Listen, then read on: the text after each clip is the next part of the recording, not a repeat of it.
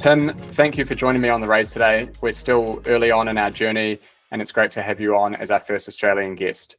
No doubt you're going to bring deep experience and insights and entrepreneurship to the interview, and I can't wait to unpack that with you today. Tim has co-founded several digital media ventures, most notably Junkie Media, one of the leading independent publishers in Australia. And he's also the author of 3 books, Cult Status, Killer Thinking, and Work Backwards. His first book, Cult Status, which I can highly recommend, was awarded the Best Entrepreneurship and Small Business Book at the 2021 Australian Business Book Awards. And his second book on creativity, Killer Thinking, was named one of the best books of 2022 by Apple Books. Tim's most recent book, Work Backwards, explores how anyone can take advantage of a once-in-a-generation opportunity to rethink how and why we work. Tim is kindly joining us from Mallorca today. Thanks again for making the time. Let's crack into it. Awesome. It's wonderful to be here, Ryan. Thank you very much for having me. How did you get into writing advice books for entrepreneurs? So I was a journalist in my early 20s, and I wrote for Rolling Stone and a bunch of other publications. And it was something that I adored. I loved writing. And then I co-founded my first community website, so my first business with some friends of mine, when I was about 24 or 25 years old. And I then spent the next 15 years working with them to build a digital media business that had about 60 or so full-time staff at its peak, which we sold in 2016. But the most fascinating thing was I adored writing when I was younger, and then I got swallowed up into the vortex of running a business and spent so much of my time thinking about business, writing, managing people, that I had no time to write. So I hardly wrote a thing for about 15 years. And it was only when I got to the end of that business journey, once we'd sold the company and I was on earnout, that I was able to actually dedicate time to thinking about other things. And that is when I really rediscovered my own passion for writing. So I like to think that it's a bit of a full loop where it's taken me about 15 or 20 years to get back to doing what I loved doing the most, which is writing. That's so awesome to be able to go through that whole experience and pick something back up that you really loved. I think 15 years is a big break to have from practicing your craft. How did you get back into it at first? Was it hard? It was, and it was hard to get back into at first because writing was something that I had done so much of in my early 20s. And then when I started rediscovering it again, my self-confidence with my own writing was not the highest. I'd forgotten that writing feels like, for me personally, that I'm solving a puzzle. So I put everything down onto a page and just get it all out of my head. And then the puzzle part is editing and trying to put it together. And I forgot how to do that. So it took me a couple of years to, one, write my first book, Cult Status, but 2, just to rediscover how much I adore that puzzle process and putting the jigsaw back together. But it's one of those things, it's like riding a bike. It was there. It was something that I had trained at university and spent many years doing in my early 20s. So it was wonderful when that came back. And I also realized that one of the things I love doing the most is I love taking complicated ideas and spending a lot of time thinking about it and trying to make it as easy as possible for people to understand. So my first book, Cult Status, was about the complicated idea of why some businesses succeed and other businesses don't. What do they have in common? And my thesis is that they had really strong communities around them that supported them through good times and bad times. My second book, Killer Thinking, was around the question of how do you take an idea and how do you massage it and refine it until it becomes a really, really good idea and make it better. And that was what Killer Thinking was. And my third book, Work Backwards, is all around the idea of how do we fix a broken work system. If you look at all the statistics around where we're going at the moment in terms of happiness, burnout, engagement at work, apprehension, they're all going in the wrong direction. And so how can we as individuals do what we can to fix the system ourselves, or at least try and fix our own approach to the system? And that is a pretty huge topic. So I just love taking these big, complicated topics and trying to make sense of them for other people, as well as for myself.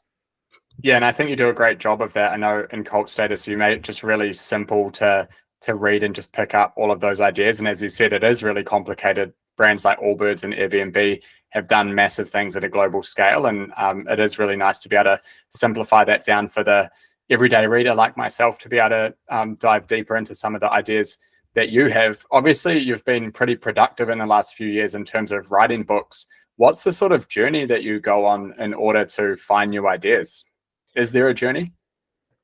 The journey that I go on to find new ideas is not the same each time I do it. I'm very open and aware of my world around me, and I need to think and know that an idea that I'm going to spend a few years thinking about, researching, writing, then a few years talking to other people about, and then probably for the rest of my life, I'll be talking about some of these issues. So it needs to be an idea that excites me, a problem that I have had and can add real value to, and something that is also a problem for other people that people want to solve. So I'm constantly just alive to thinking of different topics that could make really interesting books. I'm also do a lot of absorbing. So I read a lot of books. I watch a lot of documentaries. I spend time on LinkedIn and Twitter and all those places just trying to absorb what's going on, because there's a concept in Cult Status, which one of the 7 steps to achieving it is about launching into a rising tide. So this idea that you need to find something that's bigger than just you if you want it to be successful, or at least if you want it to have a shortcut to success. And so for me, I'm constantly thinking about what are these big topics that are going on that everyone's trying to figure their way through, and how can I help using some of my brain power and some of my time and some of my superpower of being able to distill complicated ideas down into simple concepts. How can I help other people solve that problem? And that's an ongoing task. I adore that. That's awesome. And speaking of Cult Status, in the book you use consumer brand examples like Allbirds and Airbnb. Part of the raise we really focus on, as you know, the tech sector and startups and scale-ups. What sort of lessons do you think that B2B startups could take from those examples, and how could they apply them to their own businesses? I think sometimes there's an issue that we separate B2B and B2C startups and think of them as though they're these two separate beasts and they don't have that much in common.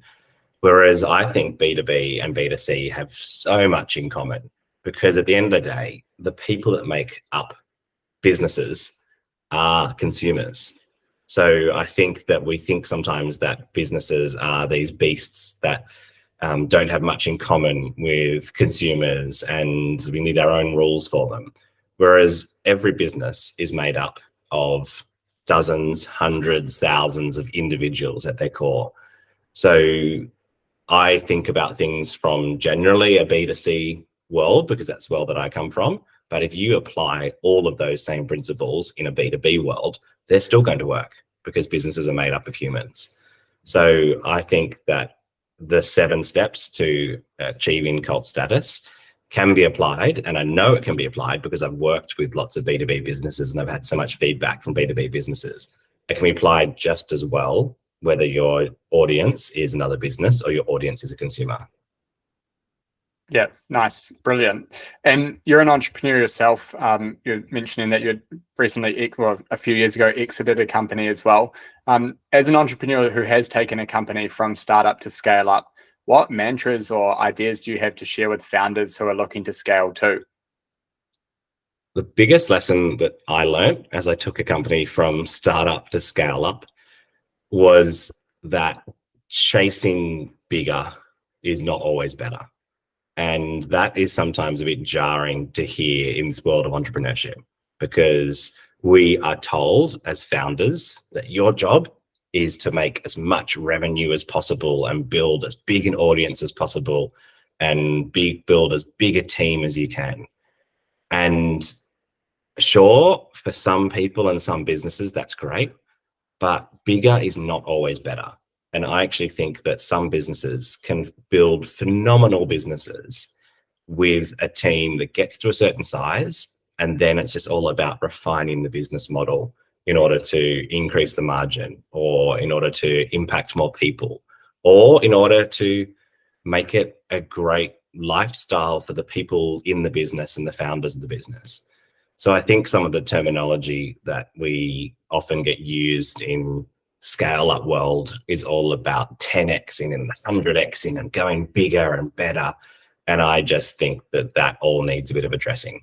So I think my advice to entrepreneurs is to figure out what success looks like for you, not for your parents, not for your peer group, not for your competition. Figure out what success is for you alone. And then once you reach that, hopefully it's something that is reachable, you can then stop and reassess. And for some people, the answer might be, okay, now I want to go to a next level. And for other people, the answer might be, I've got here, I'm happy, I'm content with where I'm at. And I think that's a really important lesson that I personally learned, and I think more people should stick to.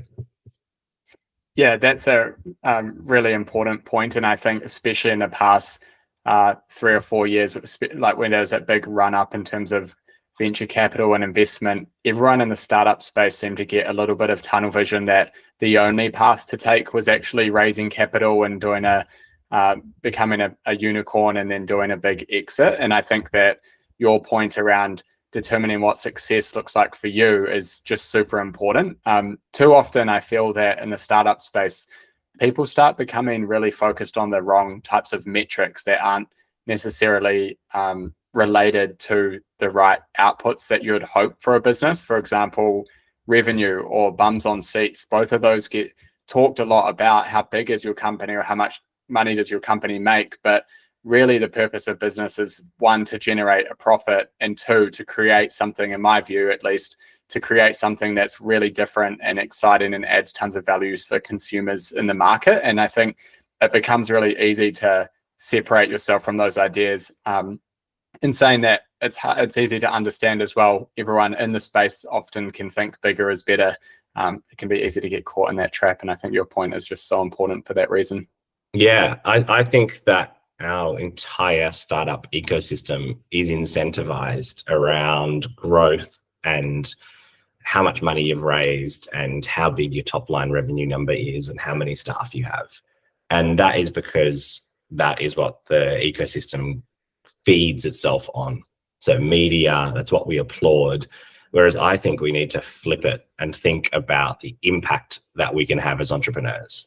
So what's the whole reason why we're doing this? Why are we going to sign up to give away a few years of our life, sometimes many years of our life, sometimes sacrifice health and relationships and all those other things that are important to us?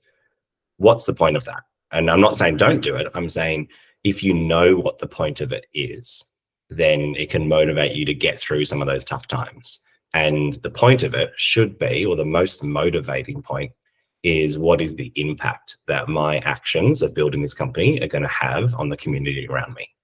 And if you can nail that, it means it doesn't make it any easier, but it somehow just makes the journey to get there a little bit less crazy, because when the times get really tough, as they will do for a lot of entrepreneurs, you at least know what you're aiming for, what your North Star is, what the impact that you want to have on other people.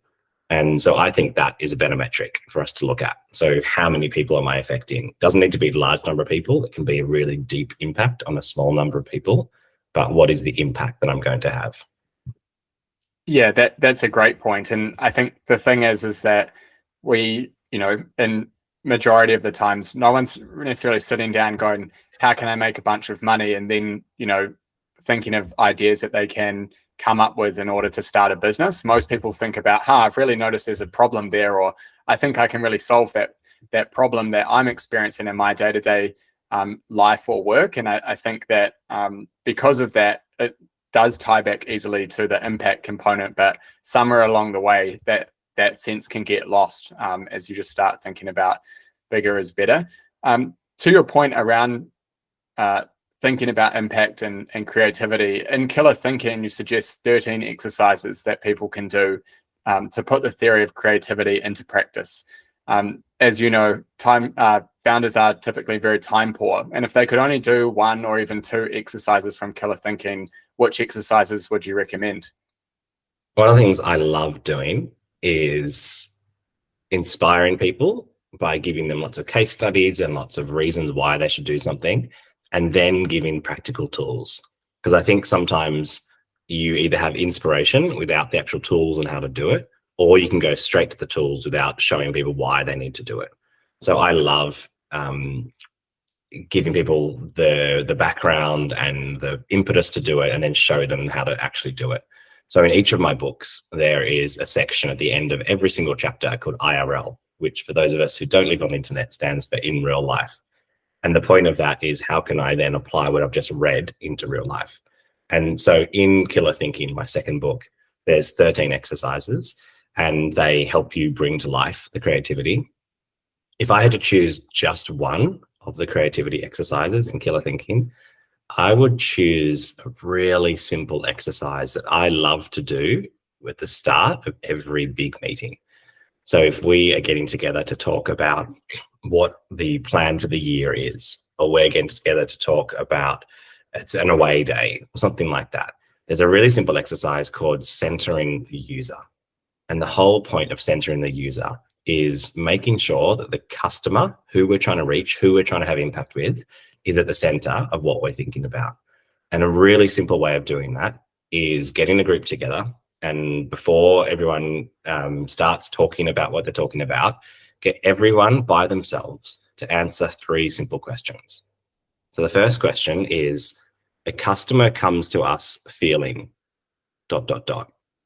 We make them feel ... so that they can ...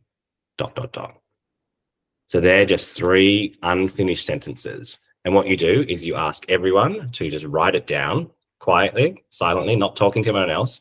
Say, what happens when a customer comes to you? How do we make them feel as a business? And what's the point of that? And you then go around as a group and you share that. So let's talk about the first question. What does a customer come to us feeling? And write all those answers down on a board or on a piece of paper. Then answer the question, and how do we make them feel? And then answer the question so that they can do what? And the whole point of this exercise, which is called Center the User, is so that you can just ensure that in your discussion that you're having that day around creativity or ideas or a new marketing plan or the strategy for the year, you have your customer at the very center of that. Why are they coming to you? What effect are you going to have on them? And what's the point of your effect? And I just love that exercise.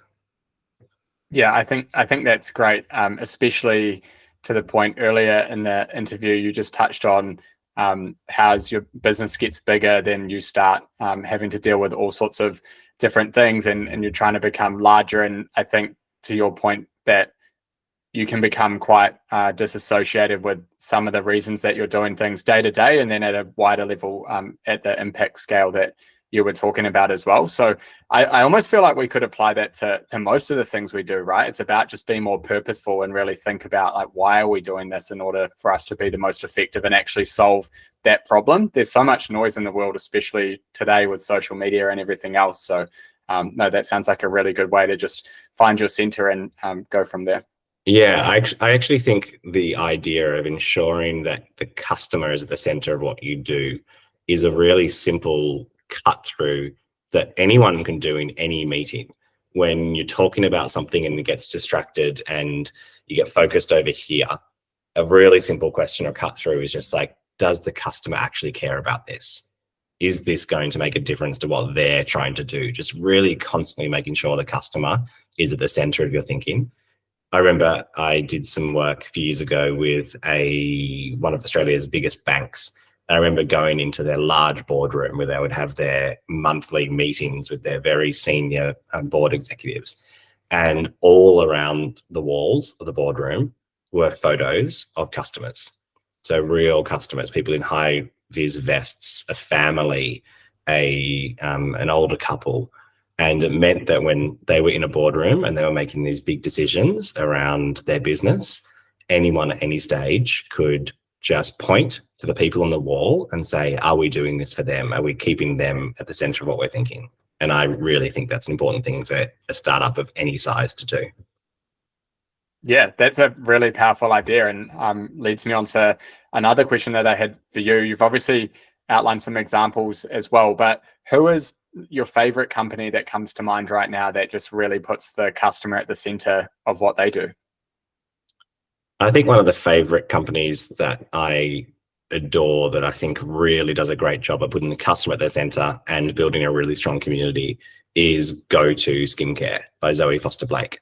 So Zoe Foster Blake, I remember speaking to her for her first book, Cult Status, many years ago, when just a few years after she'd started her own skincare company. And Zoe is probably the most unexpected entrepreneur that you can imagine. She was a former beauty editor for women's magazines, and she used all of that. And so therefore, as part of that, she had tried out thousands of different types of products. And she used all of that knowledge to, one, create really amazing products, and two, use her own personality, which is relatable and fun and funny, and imbue that into the brand. And I remember looking around when I was writing Cult Status at companies that I thought had this potential to be really big and really interesting. And I remember reading the comments on her social posts and looking at the reviews that people had for this company. And I realized that there was really something special there. And now fast forward through, it's probably 6 or 7 years since then, Go To has become a really successful brand. Zoe sold half of it for something like $89 million, and then rebought half back for about $8 million 2 years later. And so she now controls most of that again. And you can just tell the love and attention that goes into all of the small details around it. And I think it's just a really great example of an Australian entrepreneur building a wonderful Australian company with lots of ups and downs on the way to get there, but always just keeping their customer and their consumer right at the center of what they do. That's really cool. That's a great example, and sounds like a great Aussie success story as well. One of the themes I suppose coming out of this interview is just on companies and their growth, and then also being able to apply some of those lessons to growth through companies on that journey. And one of the things I wanted to talk about today was your new book, Work Backwards. It's actually been endorsed by some of tech's biggest names like Seth Godin, which is pretty amazing. And in the book, you make a radical invitation to take your life back and wring every last drop out of it. Founders with growing companies, they will inevitably find themselves responsible for the work lives of tens, hundreds, or even thousands of people. You're really great at providing those in real life lessons. And I just wanted to touch on what's the first step founders can take in order to implement some of those lessons company-wide. So writing Work Backwards was quite a big Herculean task, because Work Backwards is not just about business, building a business, coming up with ideas. Work Backwards is about our entire work system. So looking at all of the statistics that are going in the wrong direction about how we are working, and figuring out, is there a way that we can stop that and change some of it? So it's a big topic. It's how we work. It's how we live. And if there's one outtake that I want from this book, it is for anyone reading it or thinking about it or just even hearing about it for the first time, to stop, pause, and reflect on where they are in their life. And I think I say that because most of us don't get the opportunity to do that. Most of us get on a treadmill and we don't get off that treadmill until we retire. And we're running as fast as we can, and we're not thinking, and we sometimes get caught up in the whirlwind of work and life and everything else that happens around it. And the whole point of Work Backwards is to implore that people just stop for half a second and think about, what path am I on? Where am I going? Am I happy? And the simplest way of doing that is, I think everyone should have what I call a map. And a map is a really simple acronym that stands for the 3 things that you need to have in order to just ensure that you're going in the right direction. The M stands for, you need to know what meaning you get from work and what meaning you get outside work. The A stands for you need to know what your anchors are, which is what your personal core values are that fire you up and make you you. And the P stands for you need to understand what your priorities in life are. So where does work fit into that? Where does health fit into that? Where does your mind, your relationships all fit together? And if you can figure out those three things, your meaning, your anchors, and your priorities, you are setting yourself up for a life that you want to live, as opposed to that someone else wants to live, or that you think you need to live for someone else. Yeah, that's amazing and so powerful. There's a massive trend at the moment, I suppose, sparked by COVID, just around really questioning how we work. And sadly, I think a lot of work style, there's been a lot of regression in that openness to thinking about how we work. I'm mainly talking from like a physical perspective, or like hybrid or remote, or working in the office, but really just understanding how all that relates to how you actually want to live your life and what's important to you is an even bigger question to solve. I think to the point of that regression, the Gen Z already has a wildly different attitude towards work compared to other generations. I think they've probably got the most imagination in terms of truly changing things. What advantages do you think they have in order to just really work through how they set up their work lives compared to maybe previous generations? I think Gen Z have it right. They approach work in the right way. And the reason is because many of them have looked up to their parents, their older brothers and sisters, and seen what work has done to them. They've seen the rates of burnout go up. They've seen the rate of disengagement rising. They've seen the rates of apprehension about the future of work rising. And Gen Z, in general, don't want that. They don't want to be another statistic on this road to burnout. And they therefore have this different approach to work, where work is part of life. They have this different approach to work, where work is just part of life. Work is not life. And I think that's really quite heartening to see. It's easy to pour shit on Gen Z and to say that they're lazy, or they're entitled, or they need to just work hard. And I think that's a very millennial, Gen X, baby boomer interpretation of how they approach work. I actually think that they are approaching work as a marathon, understanding they need to do this for the next 40 years, as opposed to a sprint, and not thinking about that long-term effect that work's having on us. So I think that Gen Z have it right when it comes to work.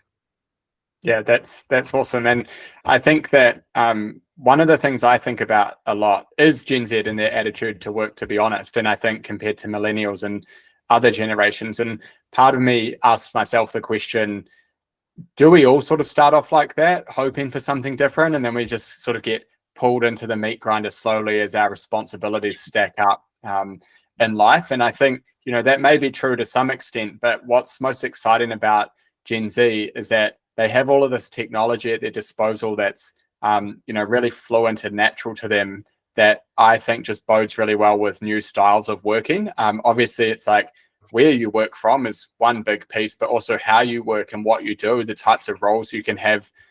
There's massive solo entrepreneurial opportunities and freelancing opportunities that just offer you a totally different way to actually engage with work right off the bat. So yeah, I find that really exciting. I also think that Gen Z are surrounded by other cohorts of people around them who are thinking the same way. I think the problem with most other generations is that millennials and even Gen Xers to some extent probably had some of this idealism and hope at the start of their careers, but were then surrounded by a cohort of people that promoted or thought that hustle culture was the way to go, or that girl bossing was the thing to do, or sacrificing your life for your job was the most important thing.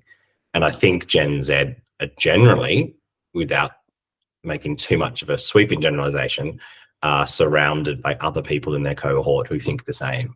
So it's going to be fascinating just watching this entire generation come up through the ranks and just reassess the relationship that work plays in their life. And that doesn't mean that they're not going to work hard. It doesn't mean they're going to be lazy. It just means that they're going to be probably more sustainable in how they work.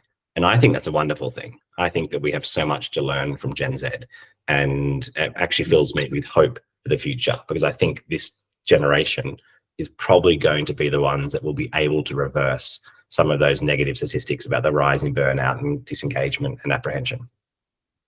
Yeah, that's awesome, and I totally agree with that new style of working as well. I often pose a question to myself: if I did half of what I'm doing currently, could I still have the same or a similar output? And I often think the answer is yes. You tend to just fill up your time with busy work and other sort of things that actually don't relate back to those core outcomes that you're really looking for. I'd love to get your thoughts on this, and just get your insights. With Gen Z, I think they're probably the only generation that has a real solid sense of responsibility around them needing to impact their future in relation to climate change. Like, from an early age, there's just been a strong sense that Gen Z are going to be the ones inheriting all of these climate change issues, and fundamentally they're going to be the ones that need to solve them. You see that when they're coming out and protesting and making their voices heard at such a young age as well. Do you think that sense of responsibility about their future, or sense of ownership of, our world is going to be like X, maybe has also led them to have all these other attitudes around how they just want their lives to be? That's a really interesting question, and I hope that that is the case. I think most younger generations, and originally millennials were the first to really properly care about where the planet was going. And Gen Z are now picking up that mantle, because they're the ones who are going to live in this climate that's heating. They're going to have to live in a world that is teetering towards disaster. And I think that on an existential level has a large effect about how they view everything. And I think work is just one of those things that affects. And I am filled with hope that the entire generation of Gen Z and millennials, and also older generations — I know that sometimes it's easy to tarnish a brush and say that older generations don't care, or they're responsible for it. And if you think about it, baby boomers were the original hippies in the 70s, and they were the people that really started this whole environmental movement when they were young. So I just hope that as generations age, they continue to be as engaged and as interested and as passionate about some of these existential problems to do with climate change that they are as a young person, because that's the only way they're going to solve this horrible situation that we're in. Yeah, for sure. And I love your optimism. It's really uplifting. I share it too. But it's really nice to hear some of your thoughts on that as well. One of the things, obviously, jobs for founders, obviously, is to innovate. And how do you think that founders can build new ways of working while also innovating and building new technologies? There can be a tendency when new technologies come along to be scared of them, or to run away from them, or to write them off. And I think AI is probably the biggest example of that, not in terms of writing it off, because I think everyone sees the potential, but in terms of being scared and apprehensive about where it's going to go. And that's perfectly natural, because for most of us, it is a new technology that will change almost every part of our lives. But I think the only way to address technology when it is super innovative and has the ability to completely upend entire industries is to dive headfirst into it. I think the opposite thing to do is put your head in the sand and pretend or hope that it's not going to affect your industry, because it's going to affect every single industry. My industry, your industry, every single person listening or watching or listening to this. And the approach, therefore, to innovation, I think, needs to be open-minded. It needs to be, how can I help use this technology? What new opportunities are going to come off the back of this? as opposed to closed-minded or protectionism or just pretending it's not going to happen. When I was researching work backwards, I looked at many research studies around the effect that AI was going to have on our entire lives and jobs, and saw this rising apprehension in our society around where it's all going to go. And I think the only way that you can deal with fear is through knowledge and information. It doesn't make it any easier, but at least you understand how it works and how you can make it work for you. So I think when we're talking about innovation and ways that business is going to change, I think the only approach that we're going to have is trying to grab hold of it with two hands and experiment with it, use it, figure out how to understand it, and that hopefully can alleviate some of the apprehension that we have around where technology is going to go. Yeah, true. It is definitely scary. Obviously, there was the ChatGPT 4.0 announcement came out today, or the demo, which is pretty exciting. But obviously, as you're saying, I think does cause a lot of apprehension. It can feel pretty scary to think about a truly different way, not just of working, but also of living life with such an integration of technology. So in your book, Work Backwards, you talk about MAP, your meanings, your anchors, and your priorities. That can be easier to do when you start out as an entrepreneur, but obviously something that you want to continue to focus on. But how would you suggest that entrepreneurs can balance those demands with the demands of investors or shareholders, which are ultimately looking to generate a return on investment? I think we need to change our entire system. So not just the founders. I think we also need to work on investors and the system of funding and funders and all the senior people involved in the entire ecosystem. Because I think if everyone reconsidered and looked at their own map and they knew where they were going, it would make things easier. Because it is hard if it's just one person saying, hey, this is what I want, and everyone else says, no, I'm incentivizing you and I'm imploring you to think of, to do something in a different way. So I think the first thing to do is acknowledge that the best time to sort out your map, your meaning, your anchors and priorities is today. And that doesn't mean that you need to throw everything out and reconsider it and stop working. That's not the point of this. The point of this is just understanding where you want to get to. And I am a realist and acknowledge that often this can be an idealized version of how you want to live. And that's not possible for many people right now. You might have a startup that is going through a scale-up phase. You might have a young family. You might be a carer dealing with something terrible in your life. You might have health issues that stop you doing that. There's so many different reasons that are going to stop you from getting to where you want to get to. However, I think the most important thing is just knowing where you want to get to, because then you can make a small, tiny change in your life to get you there that can be 1 inch closer than you were yesterday. And that is all that matters. So I think the point of doing all of this is not, some people might want to take radical changes and change their life, but most people won't. Most people won't be able to do that and can't do that and shouldn't do that. Instead, I think it's about clawing back just some time to yourself, some energy to yourself, some focus on the right things instead of the wrong things. And every minute that you can claw back is a win. So I think sometimes it's easy to get caught up in thinking about, I'm not going to think about this because it's going to be too revolutionary for my life. Whereas I think the most revolutionary things can happen in really small spaces. And that is a win for everyone. Yeah, that's awesome. It's obviously our lives are all of us, and making big fundamental changes to anything that we do is difficult, from diets to changing the way that we work. And it's really more like steering a ship, right? To your point, just like an inch a day, the outcome of that over years is just a totally different direction, and so that can be really powerful.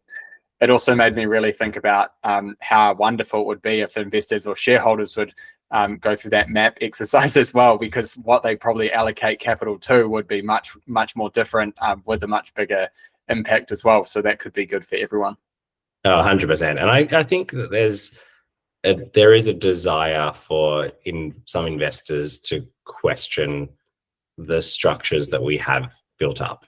So the structures around most businesses are incentivized solely on financial performance. And it really heartens me that things like B Corps, so the rise of businesses that think about their entire impact on the world rather than just their financial impact on the world, are starting to take hold. It's still a small movement. There's some companies are doing it better than others, but at least there is a movement there, and there's the rise of impact investing, and then there's the rise of a lot of businesses that are thinking outside of just money. So I think if that interests anyone listening to this, have a look around and try and find investors that potentially are better aligned with the where you want to go, because they are out there and they're growing, but it's not everyone.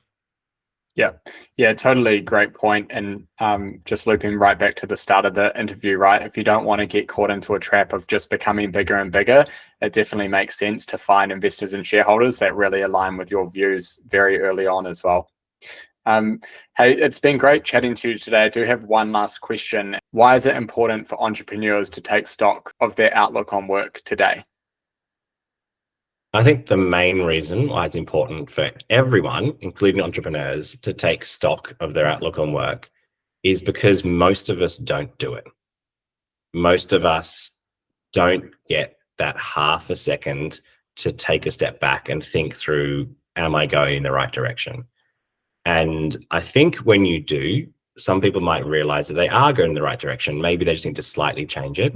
Other people might realize that they're going in the complete wrong direction. They're going in a direction that their parents want them to go in, or they're going in a direction that their careers counselor, or they thought that society told them that they wanted to go in. So I think it's important for anyone to step back and reassess their relationship with work. And I think the reason why I love this concept so much is because generally the only outcome is a positive one. I doubt if anyone who's working too hard, if they stood back and looked at their relationship with work, would say, you know what, my solution is I need to work more. I don't think that anyone is going to think that. I think most people would think that, would look at their relationship with work and say, I should work a tiny bit less and instead put that time into something that's going to nourish me, something that I care about. And the result of that is that you're probably going to be a better worker. You're probably going to have better output. You're probably going to have bigger impact because you are focusing and giving time to what matters, as opposed to just working for the sake of it, being busy all the time. So if there's any one outtake from this, it is just to have a rethink. Doesn't need to be a huge one. Could be just something just for half a second around, what is my relationship with work? How does it fit into my life? And is this how I want to be working and how I want to be living? If the answer is yes, great. If the answer is no, I could be doing it better, then you need to start thinking about what's the ways of doing that. And in my book, Work Backwards, I detail a really simple process on how you can do that. That's such an awesome way to finish up, Tim. It's been so great to chat to you today. You've given me heaps to think about, no doubt, to our listeners and readers as well. So yeah, I'd just like to say thanks again for coming, and everyone get out there and buy at least one of Tim's books. He's touched on so many great ideas today. I'm sure that we're all going to be adding them to our reading list as well. Thank you very much. I really enjoyed the chat.